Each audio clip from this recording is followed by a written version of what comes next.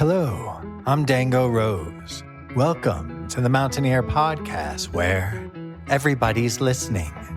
The Mountaineer brings you the latest news of the Peak to Peak region, in print, online, through our podcast, social media, and special publications.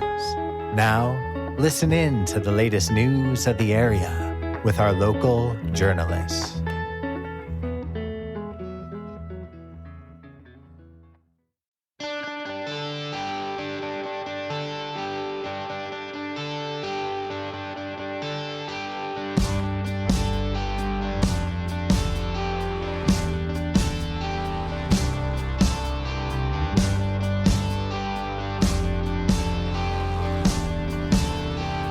She's no ordinary girl.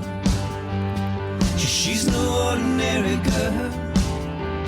She's no ordinary girl. She's no ordinary girl. She's no ordinary. She walks in to the corner bar. The song that you are currently listening to is called She's No Ordinary Girl. It's a song written and performed by Moores and Macomber for their latest album, Wired to the Moon, which you can find wherever you get your music.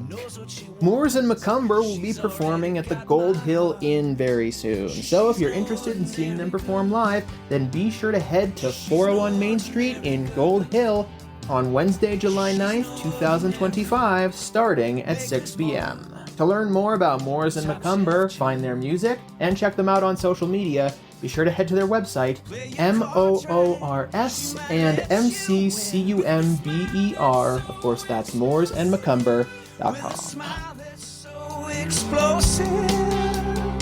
She's no ordinary girl. She's no ordinary girl. She's no ordinary girl. She's no ordinary girl. She's no ordinary. I met the captain's daughter before the ship went down. She was dancing. Happy Independence Day, everybody! My name is Jamie Lammers, and welcome to the Mountaineer Podcast, where today I'm bringing you a Mountain Folktales segment.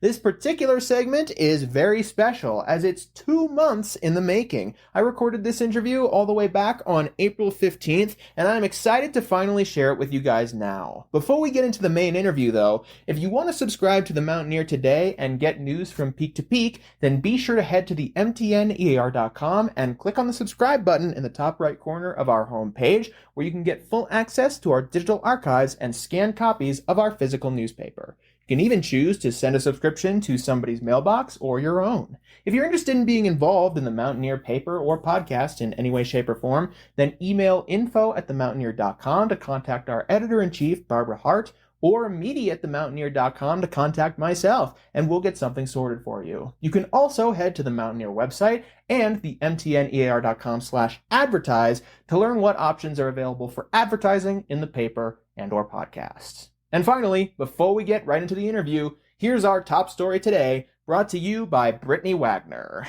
Our top story today comes from Mindy Leary. Founders Day honors Black Hawk's roots. Family fun, history, and a whole lot of hoopla filled the streets of Black Hawk on Saturday, June 28, as the city celebrated its 2025 Founders Day. The event, hosted in the History Appreciation and Recreation District, or the HARD District, brought together locals, tourists, and time-traveling reenactors to honor the gold hunting pioneers who sparked Black Hawk's beginnings 165 years ago. Sugar Britches, Queen Bees, and Sisters of Rock turned up the tunes, while Kind Mountain Band offered a breezy afternoon set. You can read the full story in this week's Mountaineer or at themountaineer.com. All right, now let's get into the interview. Our guest this time around, do you mind introducing yourself real quick? Yeah, Brad Swartzwelter, retired Amtrak conductor and current rail advocate. And I did write the business plan for the Winter Park Express ski train in 2014, which became the ski train we have today. A little bit of background about that Winter Park Express plan. It runs on the historic route where the Rio Grande ski train used to run. That train was decommissioned in the 90s, and Brad had an idea to revitalize that route in the mid-2010s. So he drew up a plan, proposed it to the president of Amtrak. They started moving forward and built the express rail, with occasional one-day events starting in 2015 and the railway officially opening in 2017. But Brad, you've been here for a lot longer. You talked to me about how long you've lived in Colorado and how long you've been looking at the property you're currently on. So it sounds like you've been in Colorado for quite a few decades at this point. That's right. Well, I grew up in Boulder, Fairview High graduate in 1982, with a tremendous number of other outstanding human beings from 1982. You might say that, just make them feel good about themselves. Some live in Netherlands. Ran a landscaping company with a partner, a guy named Zane, for several years. Sold that, took the money, went to Metropolitan State College to get a degree in travel administration, tourism, specifically to get into the passenger train business. There were no jobs available in the passenger train business when I graduated. Went up to Gillette, Wyoming to run coal trains. Got to start with the Burlington Northern Railroad. Got furloughed, went to Seattle with the BN. And then while there, Amtrak was preparing to start their Cascades service. And so I joined them, and I got to be in the middle of the creation and growth of a state-sponsored rail corridor up in Seattle between Vancouver, BC and Eugene, Oregon, while also running the Coast Starlight and the Empire Builder, plus a lot of yard work. In 2008, my family and I moved back to Colorado, primarily because my dad had a little bit of health issues and mom wanted us to be close, and so we came back. Lived in Superior until 2020 when this house went on the market. And the whole time, Barbara and I came up here in 1987, had a look over the edge and decided this is it. Flipped several houses on the way to getting here, but always in the back of my mind, I had this neighborhood on the radar. Very few houses ever come up for sale on the east edge of East Ridge. And when they do, they're usually out of sight economically. The pandemic helped. Talking to you before I started the interview, Brad, I was surprised that you were able to grab property like this during the COVID pandemic. Well, and I was fairly fortunate. I worked for a government-funded guaranteed monopoly, and I was heavily unionized. So my income was not nearly as susceptible to the ups and downs of the pandemic as many others. So while others were struggling, I was stable. Of course, the flip side of that is while others are flourishing, I'm merely stable. That makes sense. Well, I conducted this interview in person, and I must say, Brad, the view is absolutely incredible. I could never get tired of that view. Everybody who's lived here for decades tells me you never do. And so far, we certainly have not. And I have a feeling that one of the appeals to where you are now is the train that runs through 10 Mile. That was it for me. The rest of the family, oh no, they like the wildlife and the birds and the pretty views and the sunrise. No, trains. I wanted to see the trains. So it works. So I came to interview Brad with an entirely different focus in mind for the interview. I had heard that he had written a book, which we'll talk about later, and I honestly thought I was going to be talking mainly about that work and potentially some other fiction that he had written. But upon talking to him about his various ventures and interests, and during these first few minutes of the interview, I realized how much his primary interest was trains. So Brad, I'm curious, when did your interest in trains first spark? Before I can remember, my mother took me on a train ride from Denver to Ottumwa, Iowa, and she tells me that I enjoyed it greatly. I was a little less than 2. And then as soon as I could remember, I had a train set. Whenever there was a train, we'd stop the car so I could look at it. We had a fishing lease, which we still have in the family, up on the Colorado River between Hot Sulphur and Granby, right on the Rio Grande main line. So I grew up watching the Rio Grande Zephyr go by with the silver dome car and the grand gold locomotives. And yeah, it's been a lifelong ailment. I've tried numerous remedies. There is no cure. It's just what you're going to deal with. I talked to him about how I have a similar ailment for music and art in general. It's a part of who I am. It's part of my daily interests and a lot of my daily routine. And I really don't think there's any cure for my obsession with it. But through your interest in trains, you had an incredible career as an Amtrak conductor where you worked for over 30 years. And you've been able to see major developments in passenger railroading, not just in the United States, but across the world. We'll get a little bit into all of that a little bit later. But first, I wanted to talk about what actually put you on my radar in the first place. Your recent fiction venture, The Last Zephyr. which also happens to center around trains. The Zephyr in question is based around the California Zephyr, and the book centers around the Zephyr as it's caught in the Moffat Tunnel when the Yellowstone caldera violently erupts. So can you talk a little bit more about this particular book and how it came to be? The Last Zephyr is my first fiction effort, and the purpose of it was to just have fun imagining the worst case scenario and then figuring a way out of it while riding on the train with all of my colleagues in the last years of my career. And it was just fun to imagine one scenario after the other and then putting it all together and incorporating the train car that I told you about where I took that ride as an infant. Mom and I and my two sisters were on the floor of the rear car of the California Zephyr. That rear car is very likely the Silver Sky. It was one of 6 rear cars on the California Zephyr train sets. There's 6 train sets. The Silver Sky was one of them, and that was the most famous car to ever ply the rails in Colorado. And so that is what's on the cover, and that was a prominent part of the story. And it was a lot of fun to just get to brainstorm and not be locked into absolute facts and to be able to just be creative. So I like to call The Last Zephyr plausible fiction.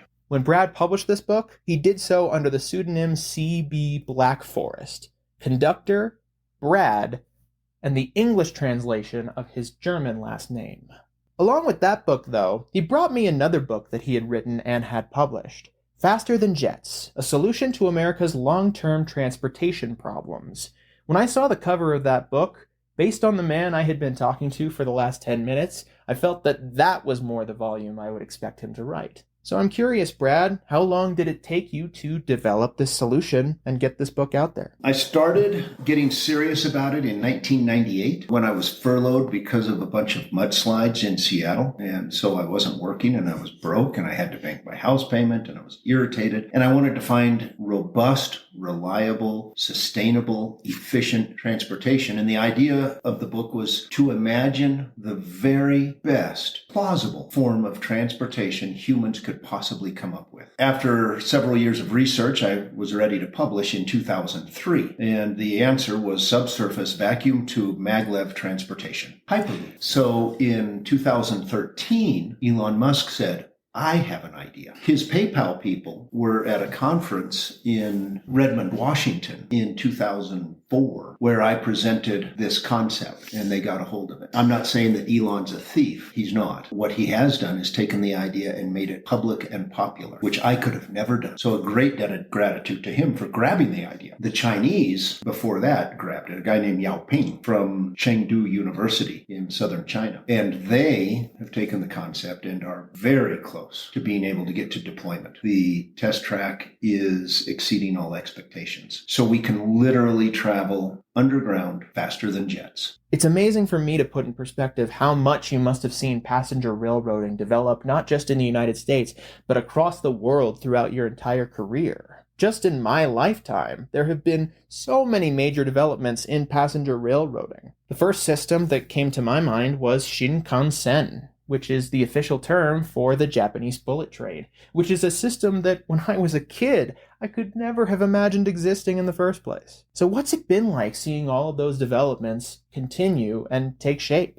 Just as a warning, during the next few questions, there will be some background noise coming from the kitchen and around the rest of the house, but it shouldn't overwhelm Brad's answers. Well, it's been fantastic, while at the same time frustrating. The American efforts have failed to succeed. We did build a test track in Nevada, outside of Las Vegas. All those efforts have come to a grinding halt, except for one Swiss company that's still doing some testing down in Pueblo, here in Colorado itself. That's called Swiss Pod. The foreigners are taking the idea and going much further than we are. And that's partly because of the lack of vision of the Americans. Also, the Americans were focused on putting vacuum tube tunnels in pipes that were elevated above the ground, dealing with all of the variables and the UV and the temperature change and weather, etc., which makes it very difficult to run maglev inside of that pipe when you've got a tolerance of less than 2 centimeters. Where if you go underground, all of the variables are absolutely stable, solid as a rock. Because of that, you have the ability to take enormous weight and you can go at tremendous velocity without being concerned about any kind of harmonic issues on the track itself. So by going underground, you have the foundation to be able to do whatever you want. And here's the thing about going underground, it's safe. If I've got an airplane or a car or a pipe above ground, I can be attacked quite easily. It's what's called the 50 caliber test. If a 50 caliber from 50 yards can penetrate the vessel, then it's not truly a robust system. Where when you're 150 feet below the surface, the detonation of an atmospheric nuclear weapon won't stop the system. And I'm sure the interest in that has continued to increase even in the last 5-10 years. Since 9/11, it's been in the forefront of our mind, which was when you were born. That was an extremely poignant moment in world history where we realized that we are always vulnerable. Even the railroad that we see out there, anybody who decides that they want to attack can find a way to make a train crash or bring down an airplane if they have a good enough weapon. I want to talk more about Brad's career as an Amtrak conductor, as well as other hopes he has for passenger railroading as a whole. But before we continue with this interview, a quick break.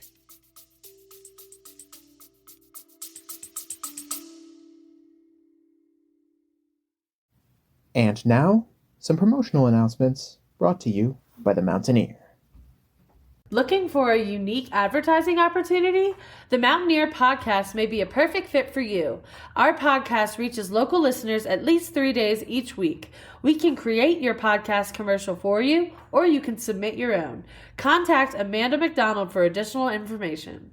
Her email is adsales@themountaineer.com, and her cell is 720-960-2900. Have you checked out the Mountaineer YouTube lately? We are very excited to have a videographer intern this spring, as well as Clementine Miller, who's been working hard to record some of our local events and meetings to share with you. Go check it out on the Mountaineer YouTube. Have you seen our 2024 Peak to Peak Visitors Guide? We have just launched our 2025 Media Kit for the next guide. Go to our website and click on Advertise to see the full media kit there. Spring is springing, and we all know that means the flowers will be popping out all over the place, reminding us of beautiful art. That also means it's time to start thinking about the 2025 studio tour. Go to our website and click on special sections to view the 2024 guide and prepare yourself for this year's edition.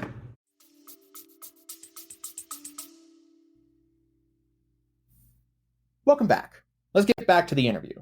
So Brad, over your 30 years as an Amtrak conductor, what were the aspects you typically focused on in your job? My focus as an Amtrak conductor was to try to make the California Zephyr or the Winter Park Express ski train, or before that, the Cascades Corridor, the Empire Builder, the Coast Star Line, make people love passenger railroading. And what passenger railroading is really good at is taking people into the remote wilderness to be able to see things that aren't dominated by people. If I drive on I-70, Vail, Frisco, Dillon, Georgetown, all of it is billboards and buildings and everything else that comes with easy access to a lot of people. On the railroad, we go through the true wilderness. We're seeing the elk and the bear and the deer, and no houses, no billboards, nothing like that. For example, from Plainview all the way to Rollinsville and going through Gore Canyon, Fraser Canyon. These are things you can't do from a car. And it's unique, and it needs to be preserved, it needs to be celebrated, it needs to be enjoyed. And as a conductor, I was the guy in charge of the service on the train that got to provide that to people, and that was a dream job, no better job. If I could do it all over again, and I could be the multi-billionaire who starts a bunch of businesses, or a conductor on the California Zephyr going through the canyons of Colorado, I'd take the canyons. Now, Brad retired in October 2024, but since then he's kept his passion for trains alive, and he's also been able to pursue some hobbies outside of trains. In fact, I hear that you'll occasionally play local open mics. In fact, Brad and I jammed on the guitar before we started this interview. I just gave a gig up at the Canyon Tavern, and so I'm now officially a professional musician, which is kind of cool. And are you interested in continuing to perform in that capacity and in local professional gigs like that? I'd like to do a lot of that. Not so much that I get burned out, but that kind of goes along the same line as watching people just be dazzled by the scenery on the Zephyr. When people are just able to sit back with a beer at the bar and have fun and enjoy some music and sing along with you, that's a gas. That's a good time because you're having fun with them. And in terms of creative efforts, have you by any chance been working on any other fiction ventures? Well, not really. I've worked with rail advocacy groups to put together things like white papers yours for the truck-by-train rail bridge idea. But no, I haven't gotten a new book out since this one came out. I've had some ideas, but there's nothing that's just been bursting out of me that I have to put on paper. The last Zephyr I did. So I outlined out a story, I refined that outline, and then I filled in the bones and added a bunch of intrigue and drama, and it was fun. I don't have that outline in my head right now, but there will be. And for people in Netherlands, I think it's kind of cool. What's bouncing around, although I haven't been able to formulate it yet, is a story that would incorporate the creation of the first railroad over Rawlins Pass that would also include some of the Switzerland Trail that went up through Caribou and Ward. And I mean, it is Boulder County mountains. And I'm trying to find that story, but I haven't finalized it yet.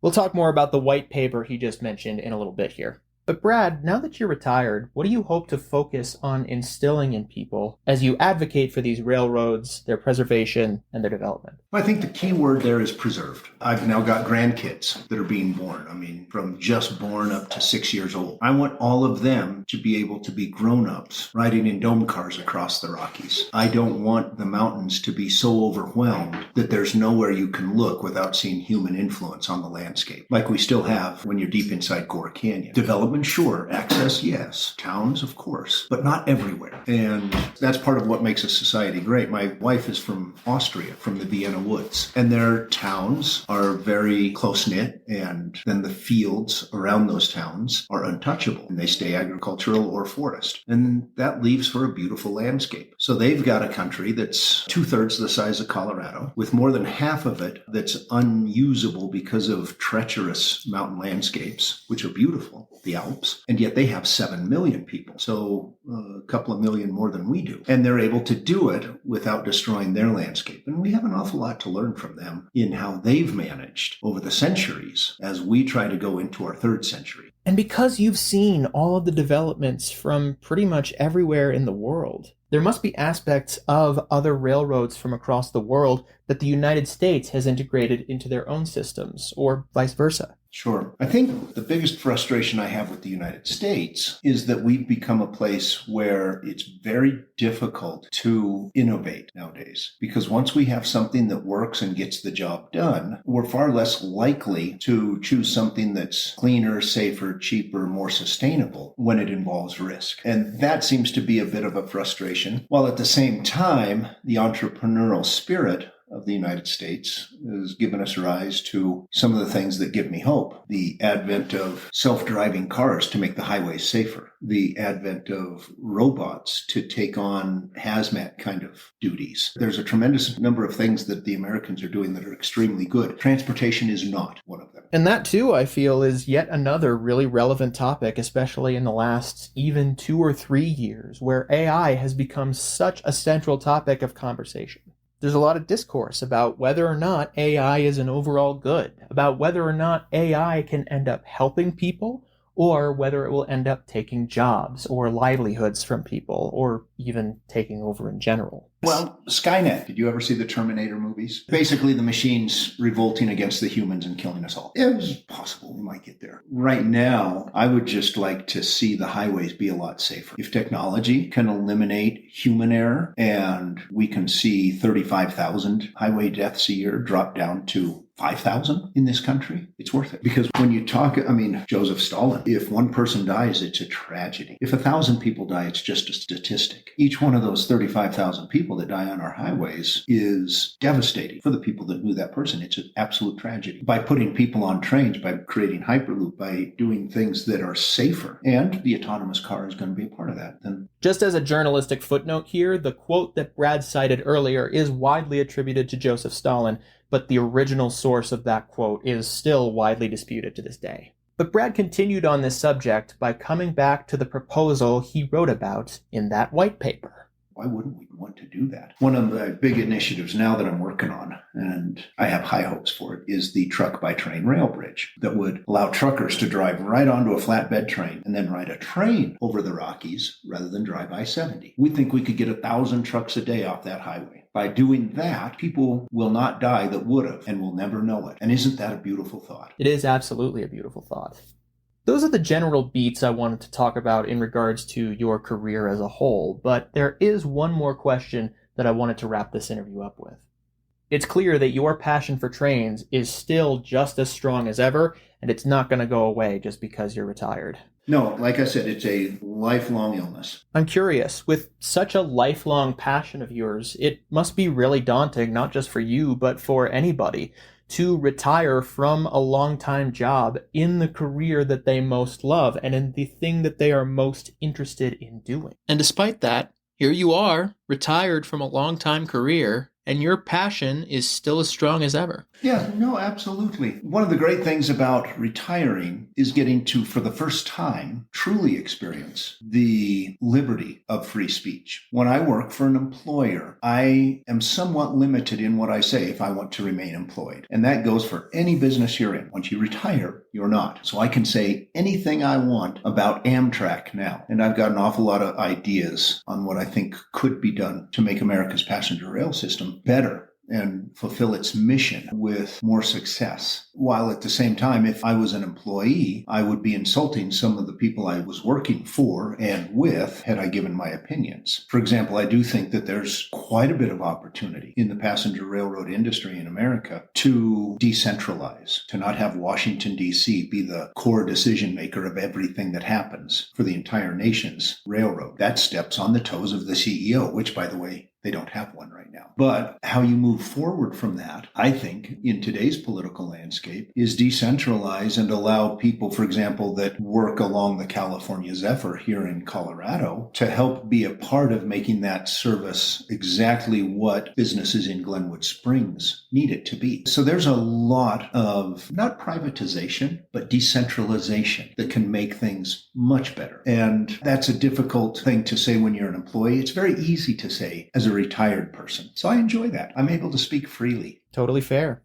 Well, I think those are all the big questions that I have on my end. Great. No, I appreciate your time. My focus now is to try to get those trucks off the highway. Too many people are dying. Too many truckers are getting too much white hair trying to survive while they're being weaved in and out of by hotshot recreationalists driving around them. The truckers deserve a better highway than we're giving them. We can't give them a better highway because it's the mountains, and it's going to be full of skiers and recreationalists and winding roads and 10-degree climbs. And let's just put them on a truck and let them sleep for 8 hours while they cross the Rockies rather than make them go white-knuckled all the way. It was a massive honor talking to you, Brad, and thank you so much for coming on board and joining us for this segment of Mountain Folk Tales, brought to you by the Mountaineer Podcast. And thank you so much, fellow listeners, for tuning into this segment. If you want to keep up with the Mountaineer Podcast or check out an archive of all of our episodes, then be sure to head to the mtnear.com and scroll near to the bottom, or head to our podcast's main hub at the mtnearpodcast.buzzsprout.com, where you can listen to each episode or share them with someone you love at your leisure. Remember, if you're interested in being involved in the paper in any way, shape, or form, then please email our editor-in-chief at info@themountaineer.com or myself at media@themountaineer.com, and we'll get something sorted for you. And finally, along with all of our most important links being included in any individual episode description of our podcast, our Facebook, Instagram, YouTube, our main page, of course, and our new events calendar where you can submit events that are coming to your venue. You can also find all of our most important links on the top right side of our homepage. I'll see you guys next time for another episode of the Mountaineer Podcast. Have a great rest of your day.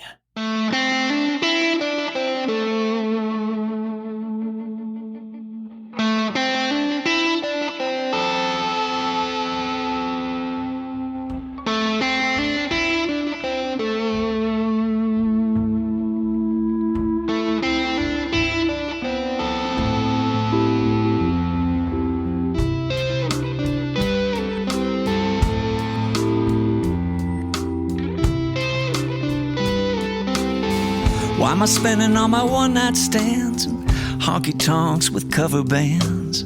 The world is ending, I'm making plans to get on with my life. Wash your face, pull back your The song that you are currently listening to is called Watching the Candles Burn. It's a song written and performed by Moores and McCumber for their latest album, Wired to the Moon, which you can find wherever you get your music. Moores and Macomber will be performing at the Gold Hill Inn very soon, so if you're interested in seeing them perform live, then be sure to head to 401 Main Street in Gold Hill on Wednesday, July 9th, 2025, starting at 6 p.m. To learn more about Moores and Macomber, find their music, and check them out on social media, be sure to head to their website, MOORS and MCCUMBER. Of course, that's mooresandmacomber.com. Full of lies and contradictions. And watching the candles burn as the records turn and the sound reaches my brain. Watching the candles burn as the records turn and the sound reaches my brain.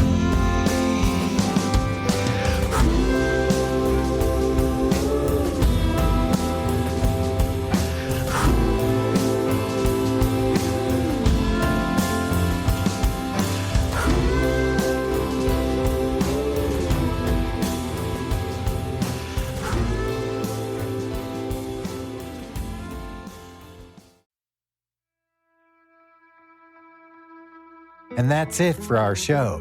Subscribe online to get more access to more news, weekly updates to our community calendar, and a link to our YouTube channel by visiting themountaineer.com. Be sure to use the coupon code PODCAST when subscribing for a 10% discount, only available to our listeners. If you are in the local Peak to Peak area, be sure to pick up a print edition of The Mountaineer at a local business. I'm Dango Rose. Thank you for listening.